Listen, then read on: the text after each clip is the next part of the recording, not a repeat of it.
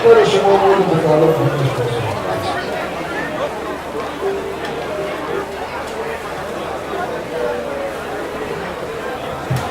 To je zdaj pa v prvem delu pa taka zadnja, ampak ta ima zelo zanimiv naslov Alvorni zgodba, oziroma Alvorni zgodba.